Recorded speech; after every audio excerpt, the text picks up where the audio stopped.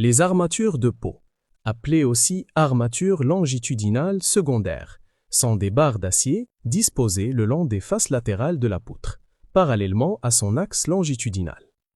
Elles ne participent pas directement à la reprise des moments fléchissants principaux, mais jouent un rôle essentiel dans le contrôle de la fissuration et la durabilité de l'ouvrage. 2. Rôle et fonction des armatures de peau. Les armatures de peau assurent plusieurs fonctions importantes. Limiter la fissuration longitudinale sur les faces latérales des poutres profondes. Répartir les contraintes de traction induites par le retrait et les variations thermiques. Améliorer le comportement ductile de la poutre. Renforcer la cohésion du béton entre les cadres transversaux.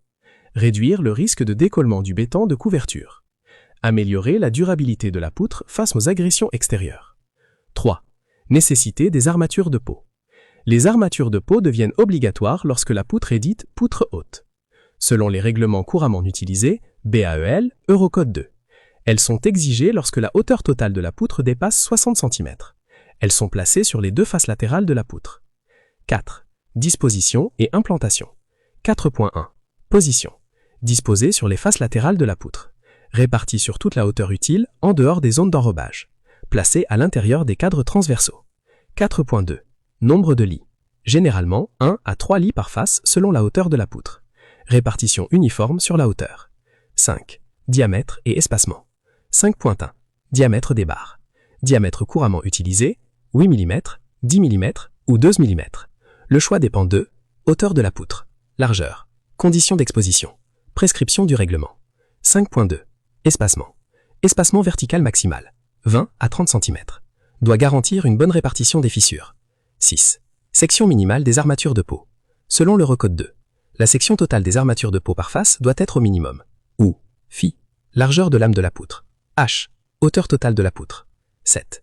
Liaison avec les cadres transversaux. Les armatures de peau doivent être maintenues par les étriers, cadres, correctement ligaturées pour éviter tout déplacement lors du bétonnage.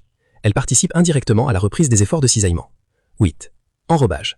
L'enrobage minimal doit respecter 3 cm en milieu intérieur, 4 à 5 cm en milieu agressif ou extérieur.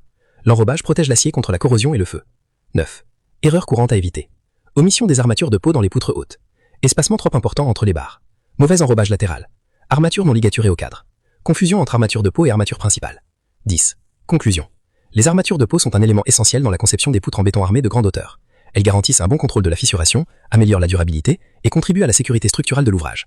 Leur mise en œuvre correcte doit impérativement respecter les prescriptions des règlements en vigueur et les règles de bonne pratique de chantier.